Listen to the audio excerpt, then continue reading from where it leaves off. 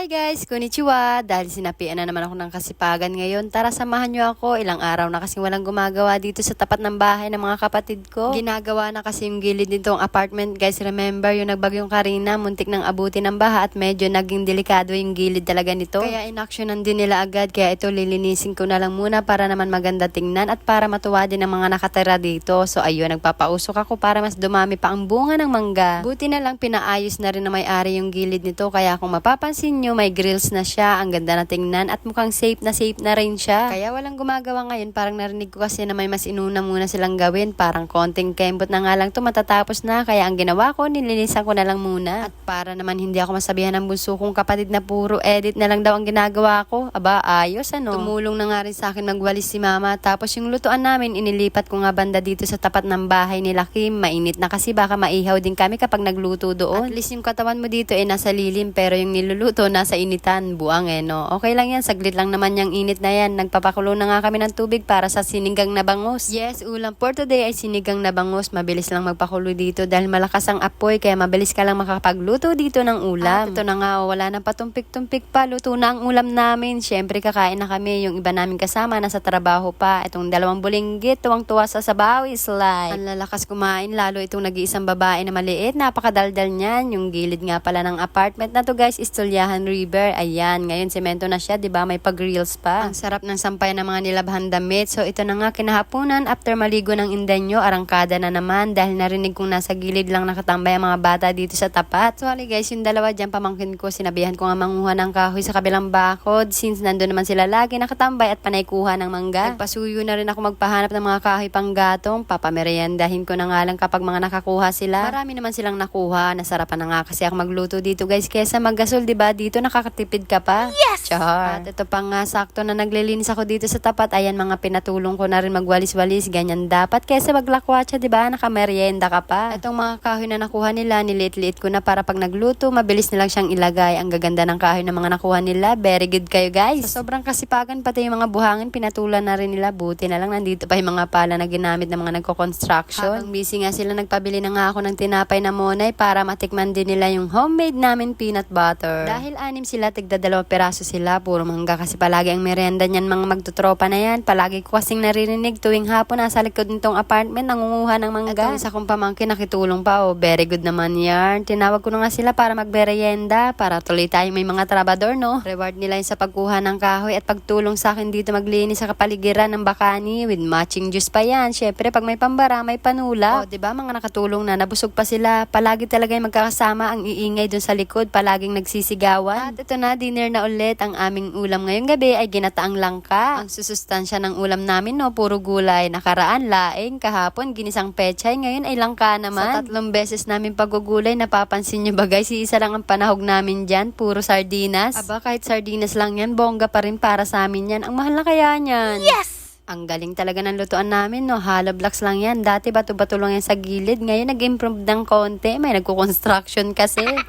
Tapos siniram ulit namin itong ulingan nila Yeng at dyan dahil may piprituhin pa kaming longganisa para sabay na silang maluto. Ito na nga guys, nailagay na ang huling gata sa langka. Pinapakulaan ko lang ng konti. Itong si Kim, chill-chill lang ang pagprito ng longganisa. Pag gulay talaga ang ulam, automatic dapat may pritong partner yan. Inahon ko na nga itong langka at baka matuyo pa. At there's more, bukod sa longganisa, may sapsap din tayong ipapartner dyan. Dahil nasarapan si Kuya Alan sa ihaw ng mga tuyo, ayan, sapsap na ihinihaw naman. Kakain na nga kami guys, medyo natuwa lang kami dyan dahil si Ingkit naman ang nag-lead ng prayer. So, ayun lang. Don't forget to follow, like, and share. Bye-bye!